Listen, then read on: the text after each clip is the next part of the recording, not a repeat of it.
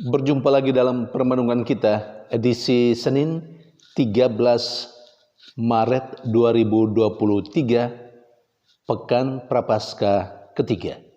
Bacaan-bacaan liturgi hari ini, bacaan yang pertama dari kitab kedua Raja-Raja, bab 5 ayat 1 sampai 15a, dan bacaan Injil dari Injil Lukas, bab 4 ayat 24 sampai 30. Bacaan Injil hari ini harus dipahami dalam konteks perikop yang lebih menyeluruh, yakni tentang Yesus yang ditolak di Nazaret, di kampung halamannya. Kita pasti ingat dan tahu persis, sangat familiar dengan cerita Yesus yang ditolak di kampung asalnya di Nazaret. Bacaan Injil hari ini kelanjutan dari itu. Mengapa Yesus ditolak? Bahkan dalam bacaan Injil hari ini, orang-orang Israel menolaknya, bahkan begitu marah kepadanya, lalu membawa dia ke tebing, ke tempat yang dekat jurang, dan ingin melemparkan Yesus di sana. Kemarahan yang luar biasa. Pertanyaannya, mengapa orang-orang Israel marah? Mengapa mereka menolak Yesus? Saudari dan saudara yang terkasih, pertama, sesungguhnya mereka yang berada dalam bait Allah ketika mendengar Yesus membaca kitab suci dari Perjanjian Lama, mereka semua tertegun dan mereka membenarkan apa yang dikatakan oleh Yesus dari bacaan itu.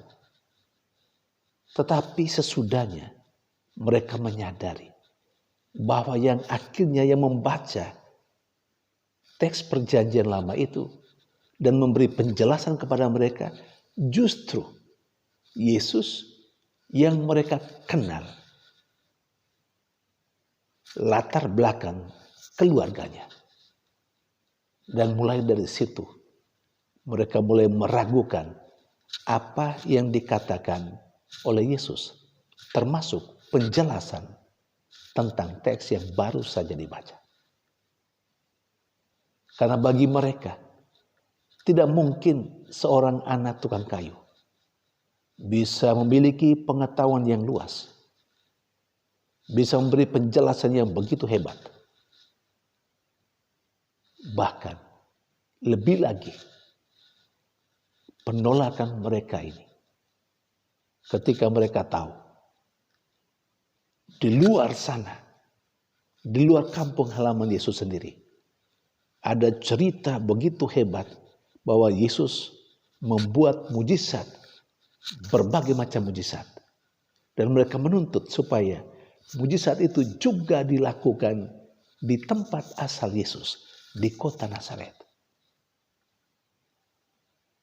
Tetapi Yesus dalam menjawab apa yang orang-orang Israel atau orang-orang sekampung halamannya persoalkan itu, dia mengambil contoh cerita tentang kisah nabi-nabi dalam Perjanjian Lama, terutama Nabi Elia dan Elisa, seperti yang dijelaskan atau seperti yang dikatakan dalam bacaan pertama hari ini.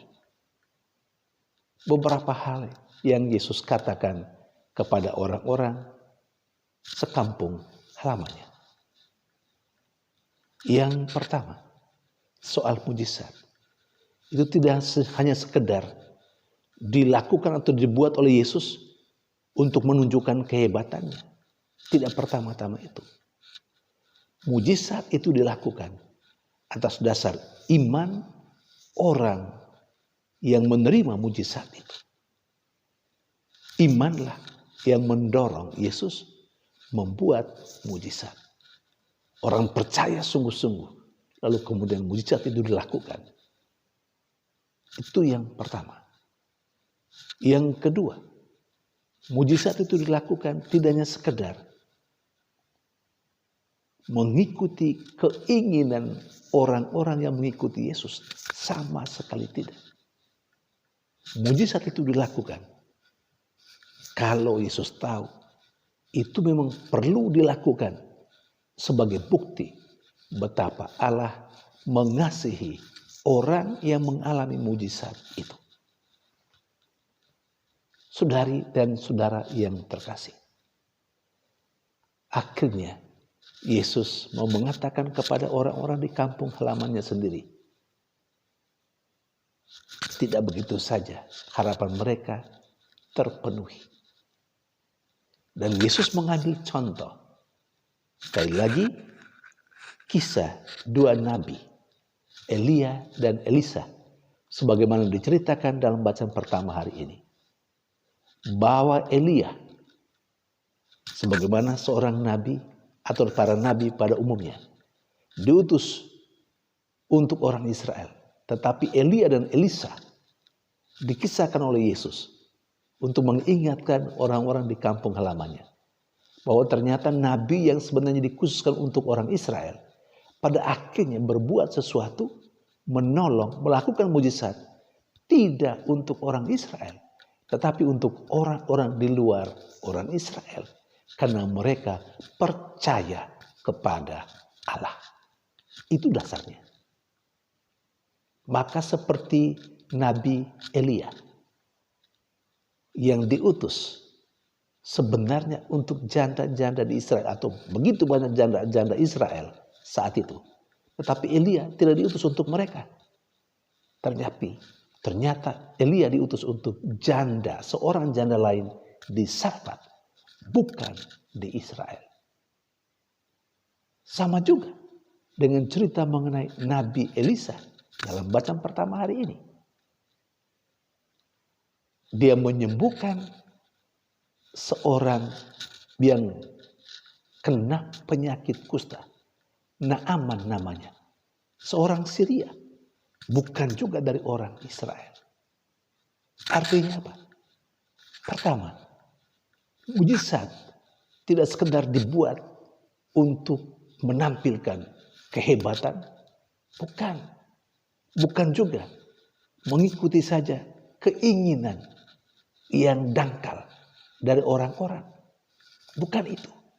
Tapi mujizat dilakukan bila perlu untuk menunjukkan belas kasihan Allah yang pertama. Dan yang kedua, mujizat dilakukan karena orang yang mau mendapatkan mujizat itu sungguh-sungguh percaya. Dan itu terjadi seperti yang dikatakan dalam bacaan pertama hari ini terhadap Naaman.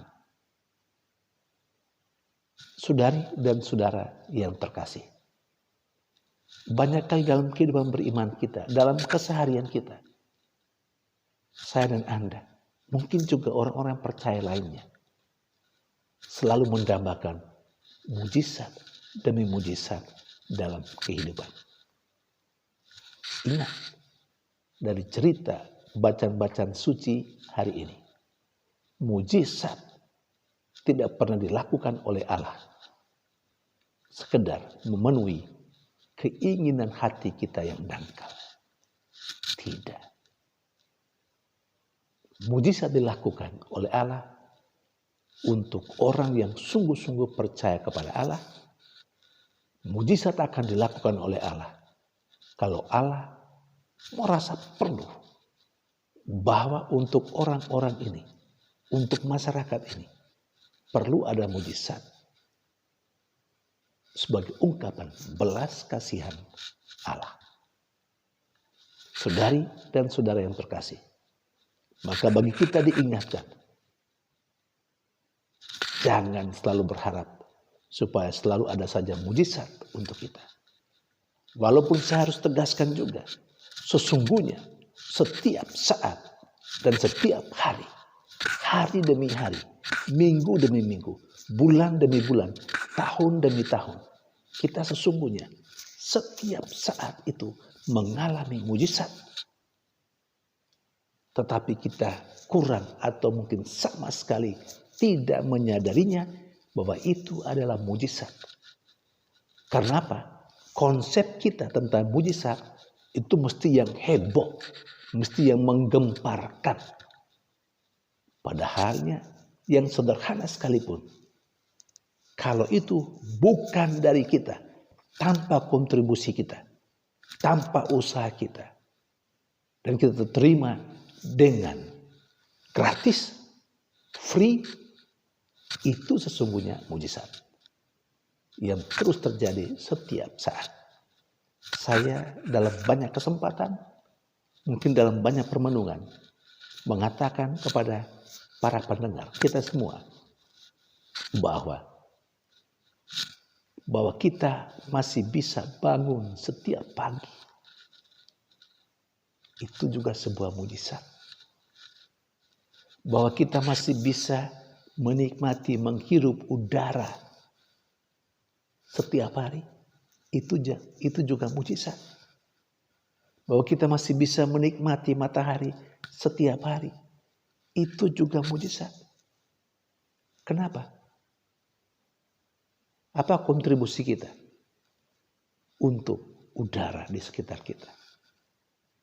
Apa kontribusi kita dengan sinar matahari yang selalu kita nikmati setiap saat? Tidak ada, bukan?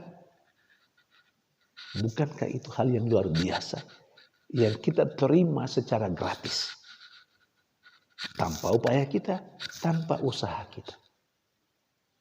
Saudari dan saudara yang terkasih, mari kita menjalani hidup kita sebagai orang beriman.